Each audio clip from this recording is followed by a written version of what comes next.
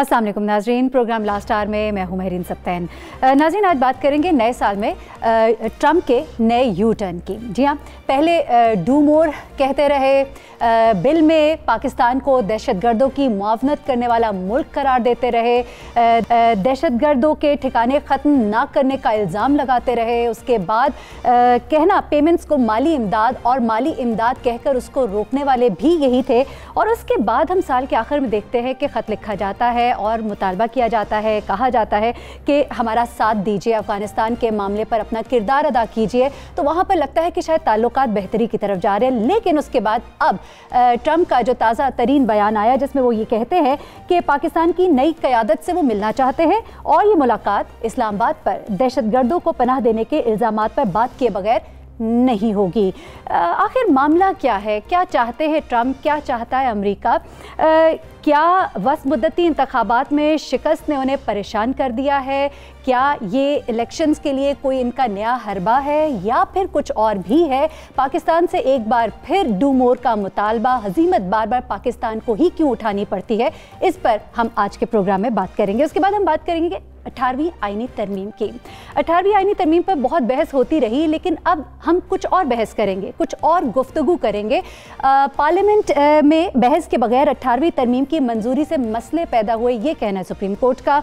अब supreme court जो ये सब कुछ कह रही है, उसके पीछे वजह क्या है? क्या कुछ हो रहा है? क्या वाकईतन बहस नहीं कराई गई? वाकईतन ऐसा ही हुआ, बहस नहीं कराई गई, 9 माह का वक्त भी लिया गया, उसके बावजूद बहस के बगैर इस तरमीम का मंजूर किया जाना। लेकिन अब असल मसाइल क्या है, असल वजह क्या है इस 18वीं तरमीम की एक्सेप्टेबिलिटी ना होने की? इस पर हम आज के प्रोग्राम में बात करेंगे। सबसे आखिर में ऑरेंज लाइन ट्रेन मंसूबा, जिसे अब सफ़ेद हाथी कहा जा रहा है, किस कदर मुश्किलात का शिकार है अब ये मंसूबा, कितना एक महंगा पड़ा है ये हुकूमत को, पंजाब हुकूमत को, और इस पर अब सुप्रीम कोर्ट का ताज़ा हुक्म के जो ठेकेदार हैं उनको अदायगियाँ कर दी जाए। लेकिन आने वाले वक्त में ऑरेंज लाइन ट्रेन चलने के बाद हुकूमत को किन परेशानियों का सामना होगा, पंजाब हुकूमत को किस किस मत में पैसे देने पड़ेंगे, इन सब पर हम आज के प्रोग्राम में बात करेंगे। मेहमानों के बारे में बताते चले, हमारे साथ रौ खालिद सीनियर इस्लामाबाद स्टूडियो से मौजूद है, इम्तियाज़ गुल साहब सीनियर तज्ज़ियाकार हमारे साथ मौजूद है, ज़फ़र हिलाली साहब भी हमारे साथ मौजूद हैं, सीनियर तज्ज़ियाकार कराची स्टूडियो से।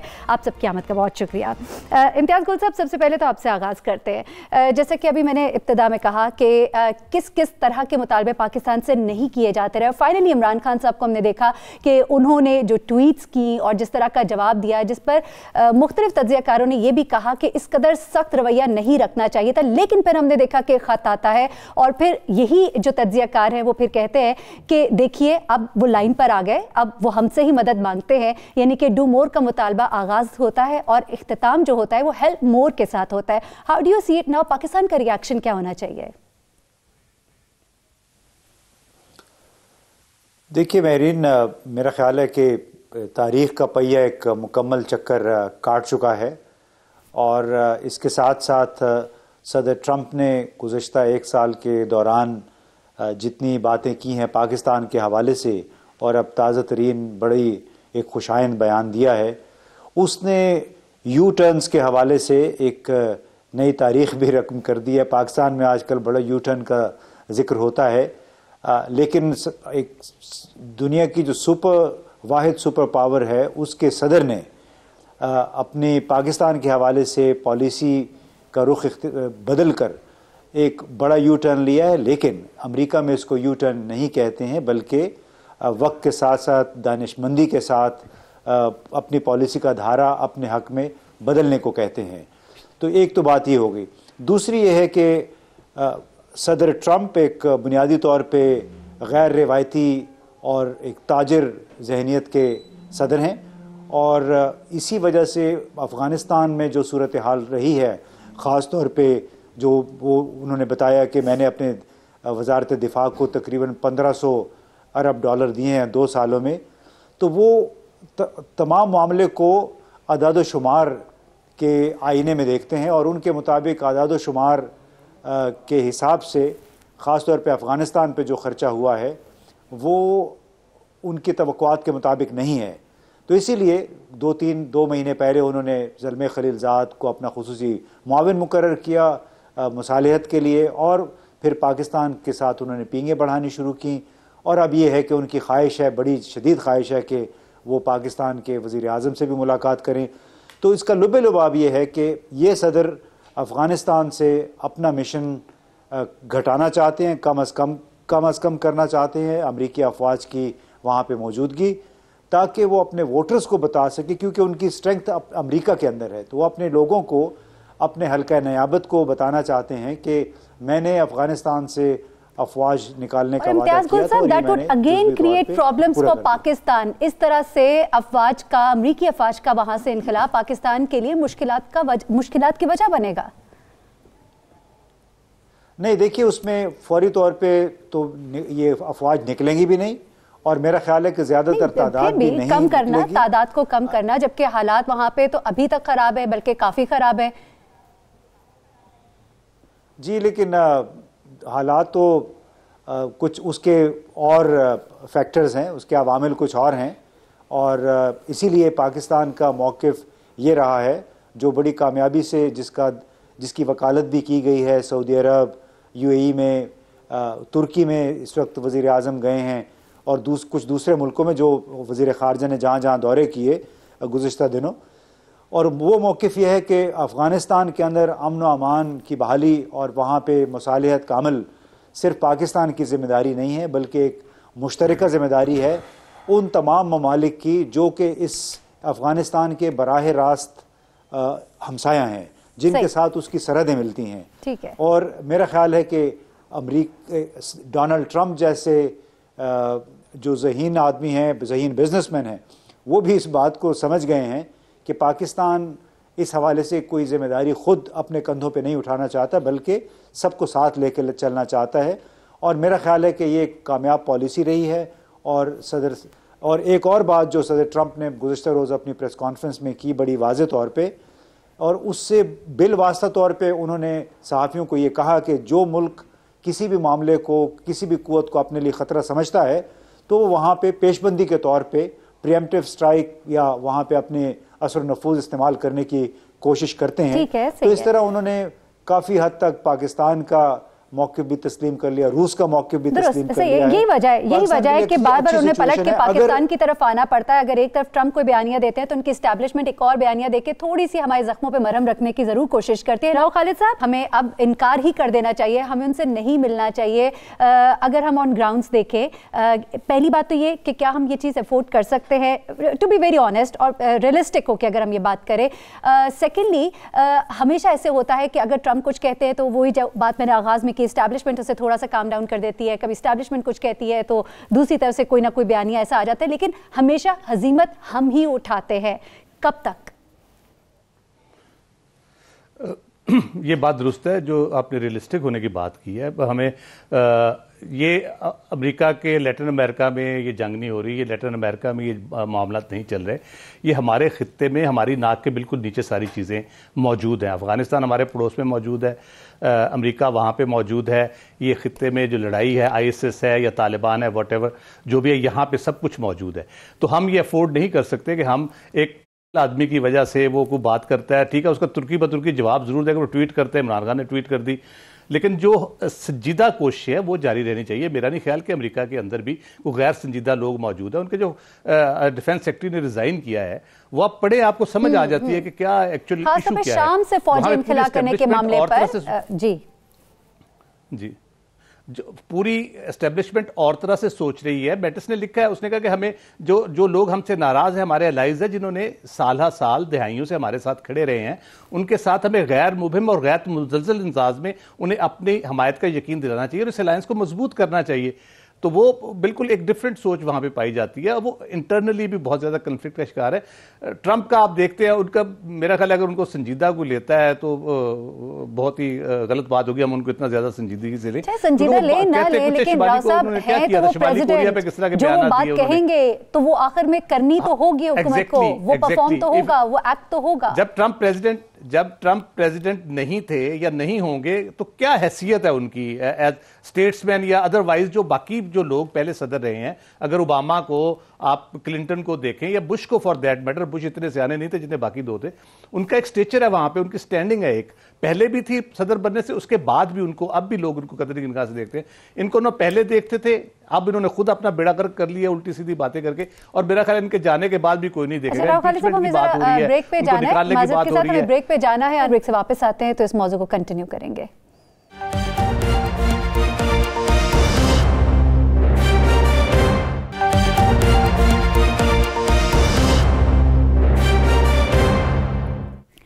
वेलकम बैक नाजरीन।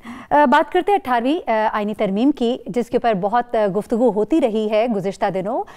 सूबों के दरमियान, वफाक के दरमियान जो वजह तनाज़ा भी हम कह सकते हैं कि बनी हुई है, इसी 18वीं आईनी तरमीम पर आज सुप्रीम कोर्ट के कुछ बयान जो है वो सामने आए, और उसको सामने रखते हुए हमने भी सोचा कि आज इस मौजू पर गुफ्तगू ज़रूर करनी चाहिए। 18वीं आईनी तरमीम के हवाले से सुप्रीम कोर्ट ने आज जो रिमार्क्स दिए, ज़रा उस बारे में आपको बताते चले।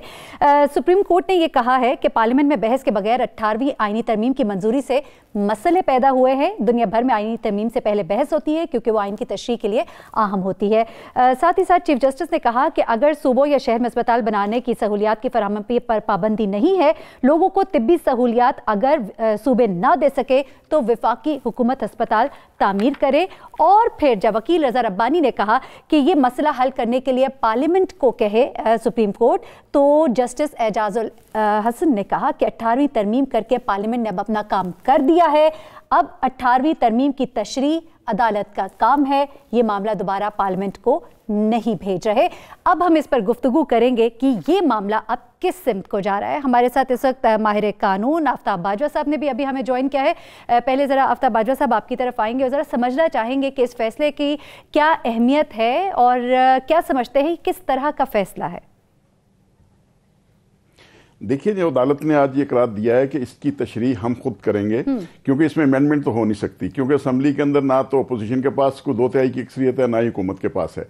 लिहाजा ये जो 18वीं तरमीम है, ये है मिसाक जमहूरियत। एक जो मुशर्रफ दौर में सारी पार्टियां मुल्क से बाहर इकट्ठी हुई, उन्होंने बैठ के एक मिसाक जमहूरियत बनाया। जब वकला की रूल ऑफ लॉ की तहरीक, और जिस तरह मीडिया के लोगों ने हमारे साथ जाने भी दी, जख्मी भी हुए, रूल ऑफ लॉ की तहरीक कामयाब हुई, तो फिर ये सियासतदान भी थोड़े से अपने चेहरे बाहर निकालने शुरू कर दिए इन्होंने भी, जो है डिक्टेटर के सामने। फिर इन्होंने बैठ के एक मिसाक जमहूरियत लिखा।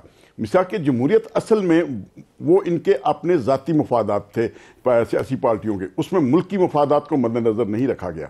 जैसे आप देखेंगे कि तीसरी दफ़ा वज़ीर आज़म बनना, चाहे बेनज़ीर थी या नवाज शरीफ साहब थे या कोई और, इसी तरह सदर के इख्तियारात, इसी तरह सूबों के इख्तियारात, गवर्नर के इख्तियारात जैसे विड्रॉ किए गए, इसी तरह बहुत सारे और तब्दीलियाँ की गई, जिसकी वजह से अभी तक आपको याद होगा कि जब ये 18वीं तरमीम के अंदर इन्होंने जुडिशल कमीशन का भी इन्होंने किया, तो सारे इख्तियारात जजेस की भर्ती की सारे असम्बली को दे दिए इन्होंने, क्योंकि पहले जुडिशल कमीशन जो है वो जजेस पे मुश्तमिल जो कमेटी, वो जजेस की रिकमेंडेशन करती थी, बाद में जो असम्बली करती थी। लेकिन उस वक्त फिर इसमें इंटरफेयर किया सुप्रीम कोर्ट ने, वापस फिर इनको भेजा कि नहीं, ये आपने गलत कानून बनाया है, इसको दुरुस्त करें, आप हमसे सुपरमेसी नहीं हासिल कर सकते, पहले आप हमें यह बताइए हमारी सिलेक्शन पे आपको क्या इतराज़ हो सकता है।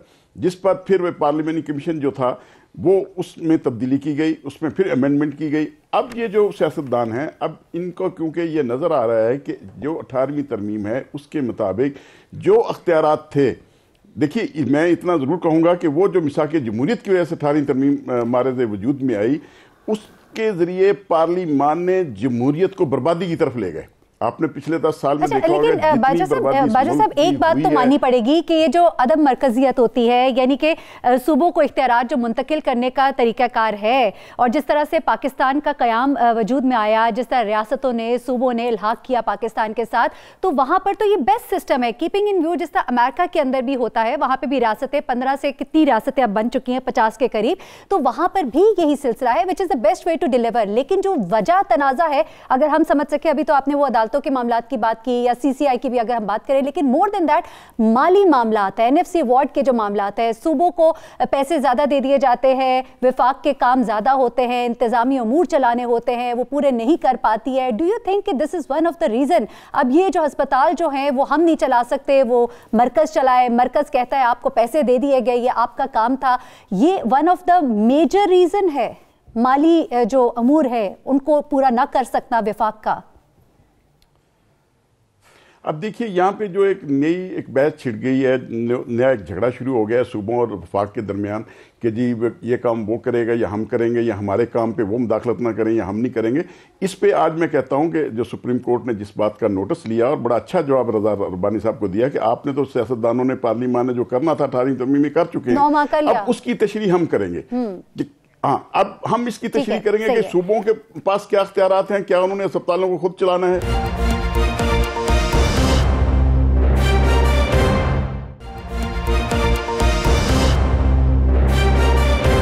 ज़फ़र हिलाली साहब, आप बताइए, आप इस पर क्या कहते हैं, आपका तज्जिया क्या कहता है? मेरा तज्जिया ये है कि अगर आपने 18 अमेंडमेंट को अडॉप्ट करना था तो आप मुजीबुर रहमान के 6 पॉइंट्स को क्यों रिजेक्ट किया? आप मुजीबुर रहमान के 6 पॉइंट्स एक्सेप्ट करते। उसने क्या कहा था? उसने कहा था foreign affairs, defence, communication and currency, ये आप रखें इनके पास। बाकी सूबे जो हैं वो बिल्कुल ही इंडिपेंडेंट होंगे। ये क्या कर रहे हैं? ये देखिए, पॉलिटिक्स को एथनासाइज कर दिया है इन्होंने। ये जो दो, माफ करिए, फैमिली ऑफ थीव्स जो पाकिस्तान के पार्टीज को डोमिनेट कर रहे थे, अब दोनों जेल में एक तो जेल चले गए हैं, दूसरे भी जाएंगे इंशाल्लाह। मैं आपसे बताना ये चाहता हूं कि इनको किस चीज का फिक्र था। इनको फिक्र सिर्फ ये है कि अपना प्रोविंस अपने कंट्रोल में रहे और भाड़ जाए, the rest can go to hell. नहीं तो आप मुझे बताएं, किस मुल्क में आपने सुना है कि एजुकेशन फेडरल सब्जेक्ट नहीं है? बताएं ना, किस मुल्क में? डेफिनेटली यकसा निजाम तालीम वेरी कोई मुल्क नहीं है, कोई मुल्क है। हेल्थ अमेरिका, आप अमेरिका हमारा एक फिक्सेशन है अमेरिका में। चलिए आप आ जाएं फिक्सेशन अमेरिका में। अमेरिका में भी हेल्थ जो है एक फेडरल सब्जेक्ट है। कहने की बात सिर्फ ये है, इन्होंने किया क्यों? अरे ये रजा रब्बानी टाइप्स ने क्यों किया ये सब आके कि पाकिस्तान को आज अमेरिका में कहा गया है, और पढ़े अखबार, जैसे युगोस्लाविया में 5 सेपरेट एंटिटीज थे, फेडरेशन बड़ा वीक था, और उस वक्त फेडरेशन का जो ये था वो था टीटो, इसलिए वो बच के रहा। जब टीटो चले गया, every province started fighting against each other, वो लड़ने लगे और वो अलग हो गया। यही कह रहे हैं, ये कहा है उन्होंने, आज अखबार पढ़ें आप। तो ये मैं आपको बता रहा हूं, ये समझते हैं कि पॉलिटिक्स को एथनासाइज करके और अपना कोई उनको हरा ही नहीं सकता, और वाकई कोई नहीं हरा सकता। एक प्रोविंस में एक पार्टी जब वो पोस्टिंग्स, प्रमोशंस, रिक्रूटमेंट, अपॉइंटमेंट सब करे, बाप और उसके बाद बेटे का, आप समझते हैं उनको हराना आसान बात है? ये तो कमाल हो गया है। ये तो मैं समझता हूं मिरेकल, माइना मिरेकल, कि ये सिंध में इतने ये जितने सीट्स इन लोग जीते हैं। मगर जो आदमी सिंध में डिलीवर नहीं कर सका, नेमली द पीपीपी, एक कुछ चीज डिलीवर नहीं कर सका, सिंधी खुद कहते नहीं डिलीवर कर सका, इलेक्शन जीत गया। And by the way with a bigger majority than Benazir Bhutto. वो कैसे?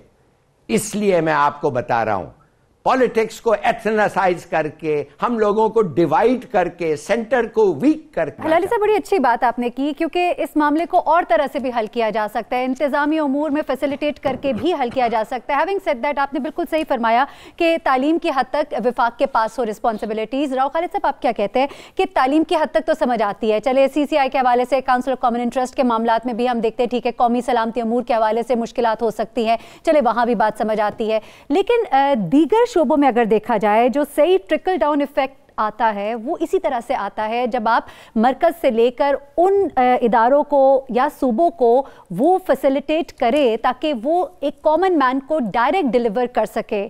तो इस तरह से तो जो मकसद है वो फौत हो गया। सिर्फ माली जो ज़रूरियात है उनको सामने रखते हुए अगर मामले को हल किया जाएगा तो वो दैट बी फेयर। बिल्कुल आपने दुरुस्त असेसमेंट दी है। यही बात मैं करने वाला था कि जो कॉन्स्टिट्यूशन गिवर है, जिन्होंने आइन बनाया हमारा, उसका बुनियादी मकसद यही था कि जो जितने यूनिट्स हैं हमारे प्रोविंशियल यूनिट्स, उनको इख्तियारात की मुंतकिली की जाएगी। 73 के आइन में ये रखा गया, उसी की बुनियाद पे नहीं हो रहे थे। 10 साल पहले ये मामला शुरू हुए और उस पर बड़ी अच्छी प्रोग्रेस हुई। 18वीं तरमीम बड़े ज़ौक शौक से पास की गई। इस एम के साथ जो कॉन्स्टिट्यूशन बनाने वालों का भी था जो लोगों का भी था, पॉलिटिकल पार्टीज जो थी वो भी शायद उनके वर्कर यही सोचते होंगे कि इख्तियारात की मुंतकिली जब होगी तो सूबे बाइख्तियार होंगे अपने अवाम की खिदमत करने के लिए, अपने अवाम को डिलीवर करने के लिए। लेकिन पता ये चला कि वो तो अपने जो बॉसेस थे, उनकी पार्टी के जो करता धरता थे, जो क़यादत थी, वो उनकी खिदमत में जुट गए। समिट बैंक बनता है, आप देख लें जो किस्से निकले, ये वो प्रोविंशियल को इख्तियारात देने का ये एक नतीजा निकला है। सूबे बुरी तरह फेल हुए हैं ये साबित करने में कि वो 18वीं तरमीम डिजर्व करते थे, वो इख्तियारात डिजर्व करते थे। बल्कि यहाँ पे राव खालिद साहब आप नहीं समझते कि महसूलात जो है उनको इकट्ठा करना, यानी कि टैक्सेस को इकट्ठा करना, जो बेसिकली विफाक का किरदार था, उसमें जो आप फेल हुए बहुत हद तक, वो भी वजह बनती है इसकी, क्योंकि you are following less of money. देखिए उनका इकट्ठा करना इतना बड़ा सीरियस इशू नहीं है, क्योंकि आप एनएफसी वार्ड में आप एक एग्रीड अपॉन फार्मूले के तहत आप उनको वसाइल दे रहे हैं। तो वही तो विफाक कहता है कि सब उनको दे देते हैं, हमारे पास तो कुछ बचता ही नहीं, इंतजामी अमूर तो हमने चलाने हैं। तो गलत कहते हैं, क्यों नहीं बचता, कहां जाते हैं पैसे? मैं आपको बताता हूं, हिलाली साहब ने बात की, वहां पे उन्होंने किया भी कुछ नहीं, फिर भी जीत गए। 10 साल में आप रिकॉर्ड से चेक कर ले, सिर्फ लाड़काना जिला में जो आबाई इलाका है पीपल्स पार्टी का, भुट्टो साहब का, जरदारी साहब भी बड़ा क्लेम करते हैं उसके ऊपर, 54 अरब रुपए दिए गए डेवलपमेंट के नाम पे। आप जरा जाके हालत देखें वहां पे कितनी बड़ी तरक्की हो गई है। 54 अरब से पूरे सिंध की किस्मत बदल जाती है, इंफ्रास्ट्रक्चर उनका बेहतर हो जाता, तालीम बेहतर हो जाती, सेहत बेहतर हो जाती। तो वो जेबों में जब जाएंगे तो वो पैसे मिले ना मिले उससे क्या फर्क पड़ता है?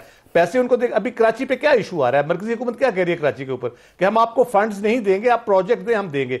अमेरिका ने हमारे साथ क्या किया, जब हम उनसे पैसे डेवलपमेंट के लिए लेते तो वो कहते थे कि भाई हम आपको पैसे नहीं देंगे, आप प्रोजेक्ट एग्जीक्यूट करके देंगे आपको। तो ये एक ट्रस्ट डेफिसिट जो हुआ है वो हमारी अपनी हरकतों की वजह से हुआ है, फिर हमारे सूबाई लेवल पे हुआ है। मैं बात ये कर रहा था कि जब इख्तियारात तो लेना बड़ा शौक से लेते हैं, उसका ट्रिकल डाउन इफेक्ट क्या होगा? आप लोकल बॉडीज के जब इख्तियारात को देने की बारी आती है उस वक्त आपको मौत पड़ जाती है। आप कहते हैं नहीं जी, बिल्कुल, वो भी अपनी शिकायत है कि फिर सुप्रीम कोर्ट का रुख करते हैं, क्योंकि उनको नहीं दिए जाते वो तमाम तर पैसे, या वो जिसके साथ वो अवाम की कोई खिदमत कर सके। 18वीं आईनी तरमीम का मकसद शायद ये भी था कि अवाम को कोई फ़ायदा पहुंचे, लेकिन ऐसा होता जब दिखाई नहीं दिया तो एक बार फिर सुप्रीम कोर्ट को कहना पड़ा कि अब ये मामला आप छोड़ दें, अब ये मामला जो है इसकी तशरीह अदालत खुद करेगी। बहुत अफसोस की बात है कि हमारे पार्लियामेंटेरियंस जो है, जो इतनी इतनी देर बैठते हैं, इतनी इतनी तनख्वाहें लेते हैं, लेकिन अवाम की मद में, अवाम की बेहतरी के लिए कोई बेहतर फैसला नहीं कर पाते। राव खालिद साहब आपका बहुत शुक्रिया। अगले सेगमेंट में हमें ज्वाइन करेंगे राना अजीम। यहाँ पे ब्रेक लेंगे, नाज़रीन हमारे साथ रहिएगा।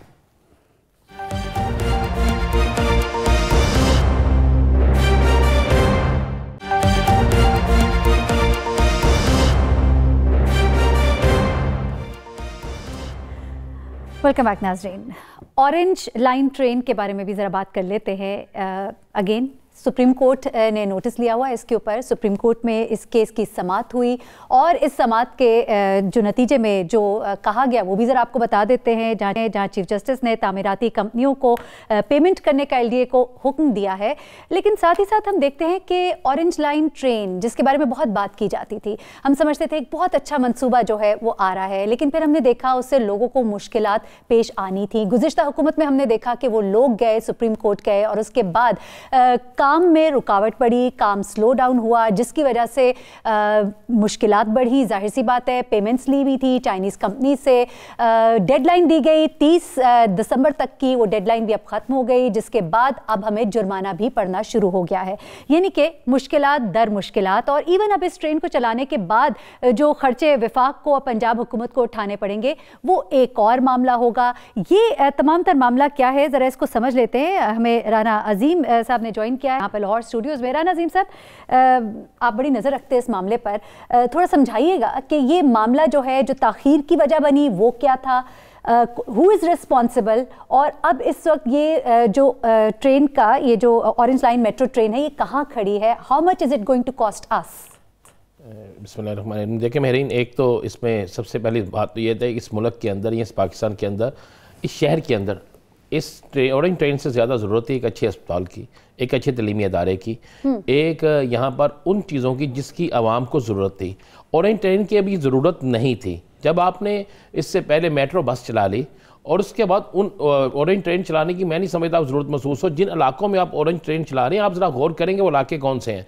वहाँ पे मेट्रो भी जा रही है, उनके इर्द गिर्द बाकी ट्रांसपोर्ट भी जा रही है। क्या इसकी ज़रूरत थी? इसकी ज़रूरत नहीं थी। इसमें असल चीज मामला ये हुआ कि बहुत से लोगों ने बहुत सी कमीशन खानी थी। ट्रांसपोर्ट सिस्टम था ना राना नजीम साहब? बिल्कुल सिस्टम ज़रूर था। मुझे बताएं कि क्या उससे पहले एक अस्पताल की ज़रूरत नहीं थी?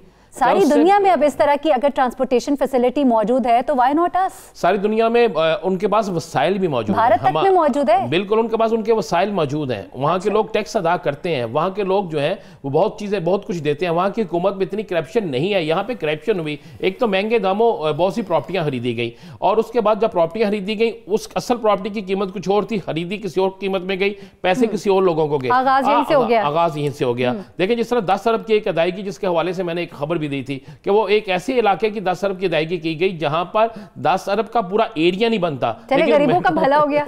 चले हो गया भला, तो और लोगों का नहीं हुआ भला, लाहौर के एक एमएनए का हुआ जिनके खिलाफ आज केस चल रहा है। एक एमपी को नवाजा गया। ये सारी चीजें चलती गई। अब देखें, अब एक टाइम लिमिट थी। उस टाइम लिमिट के अंदर इन्होंने ट्रेस मंसूबे को मुकम्मल करना था। मंसूबा मुकम्मल करने के बजाय इन्होंने कहा जी एक स्टे आ गया। स्टे के ऊपर बजाय स्टे के का जवाब दायर भी हुआ, केस भी चलता रहा। अगर उसको हम रूट चेंज कर लेते वक्त बचाने के लिए, उस पेमेंट के जो हमने ली हुई थी, जो कर्ज लिया हुआ था, उसका आगे सूद देने की बजाय जो सूद का मरहला आ रहा था उससे बचने के लिए रूट चेंज कर लेते या कुछ और कर लेते या कोई बार्गेनिंग कर लेते। उसके बजाय उसको वहीं तक रहने दिया गया क्योंकि उसमें कई लोगों का फायदा था। जब वो स्टे खत्म हुआ, अदालत आलिया ने हुक्म दिया, हुक्म देने के बाद भी इन्होंने क्या किया कि वो काम जो था उसकी सुस्त रवि इतनी ज्यादा होगी जिसकी इंतहा कोई नहीं। इलेक्शन के दिन करीब आए तो एक दफा जनाब शहबाज शरीफ साहब ने ट्रेन के ऊपर चढ़कर एक हिस्से का इफ्तिताह कर दिया, पूरी कौम को ये बता दिया जी ट्रेन चल पड़ी है। वो ट्रेन कहाँ चली? वाले थे ना, अपने नाम की तख्ती भी तो लगानी होती है। वो ट्रेन कहाँ चली? वो एक हिस्से से लेकर बिल्कुल मामूली छोटे से हिस्से के ऊपर चली। जहां तक चली, उस चलने के बाद खत्म हो गया मामला, वहीं पर रुक गया। अच्छा ये बताइए, लेकिन शहबाज शरीफ साहब के जाने के बाद भी मसला तो आया ना, जाहिर सी बात है, काम रुक गया। जी बिल्कुल। अगली हुकूमत ने आते साथ इसको उस तरह से टेकअप नहीं किया, ये भी सही है। हुकूमत ने टेकअप नहीं किया। और जब टेकअप नहीं किया तो अब भी उनके वजीर जो है मुख्तलिफ बयान दे रहे हैं कि शायद चलाए ना चलाए, इस तरह की भी बातें सुन रहे हैं हम लोग। देखिए मेरीन, हमें पहले ये देखना होगा पंजाब हुकूमत के ऊपर कर्जा कितना है जिनको आपने लाए हैं। तो है, लेकिन देखिए राना साहब, एक मसला ये भी है ना, आपके परवेज इलाही साहब भी यही रोना रोते थे। वो यही कहते थे कि जो हमने मंसूबे अच्छे शुरू किए उनको उन्होंने बंद कर दिया। चलो जो मंसूबा अच्छा शुरू हुआ है उसको आगे तो लेकर चले। मैं आपकी तरफ वापस आती हूँ, ज़फ़र इलाही साहब की तरफ से चलते हैं। ज़फ़र इलाही साहब, आप क्या कहते हैं, क्या इस तरह का मंसूबा शुरू किया जाना चाहिए था? और अगर शुरू कर दिया है तो इसको एक अच्छा मंतकी अंजाम दिया जाना चाहिए? देखिए, मुझे नहीं पता कि ये जो मंच शुरू किया गया है ये कितना प्रैक्टिकल है, किधर से इसके रूट्स जाने थे। और मुझे शुबा ये है कि जिन लोगों ने इसको स्टार्ट किया था उनका मकसद एक ही था, पैसे बनाने, पैसे चोरी करने। इसलिए कि आप देखेंगे कि पाकिस्तान में रोड्स बहुत बनते हैं मगर हस्पताल और एजुकेशन नहीं होता है। क्यों? आपने कभी सोचा है आपको अपने आप को कि क्यों नहीं इतने बड़े ग्रैंड दुआज ये जो स्कीम्स नहीं बनते हैं एजुकेशन के, हेल्थ के? इसलिए कि उसमें चोरी नहीं है। नहीं, माफ करिए, there is not enough to make money. उधर चोरी नहीं कर सकते आप। एजुकेशन में एक स्कूल में आप कितना करेंगे? टीचर का तनख्वाह में कितना करेंगे? ऐसा तो ना करें। अब तो बहुत कुछ हो रहा है, क्या एजुकेशन, क्या अस्पताल, हर जगह हम ये सब कुछ देख रहे हैं। लाली साहब, किधर हो रहा है? हर जगह, हर मैदान में स्कूल्स की बात कर रहे हैं। इतनी ली जाती है, सुप्रीम कोर्ट को नोटिस लेना पड़ता है। अरे शुक्र करें कि एक सुप्रीम कोर्ट है। वो तो प्रोविंस में चाहते थे कि अपना सुप्रीम कोर्ट हो जाए। अगर ये सुप्रीम कोर्ट नहीं होता तो ये प्रोग्राम नहीं होता, तो किसी चीज में इन लोगों का हम दखल नहीं दे सकते थे। ये वो चाहते हैं। में ये नहीं डलवा लिया। हाँ एग्जैक्टली, अगर वक्त देते ये भी डलवा देते और चोरी भी लेजिटिमाइज और लीगल कर देते। मैं आपको बता रहा हूं, ये आप यकीन नहीं कर सकते हैं कि अब कराची में जब आप ट्रांसपोर्ट की बात कर रहे हैं, 70 साल बाद हर बस जिस पे आप चढ़ेंगे उसमें 4 चीजें आपको नजर आएंगे। एक नस्वार खाया हुआ ड्राइवर, एक पिक पॉकेट, एक जो जेब काटता है, बस खराब होने का 50-50 चांस है, और आपको पता नहीं चलता है कि कंडक्टर कौन है, किधर है। आपने कभी देखा है कराची के बस सर्विस?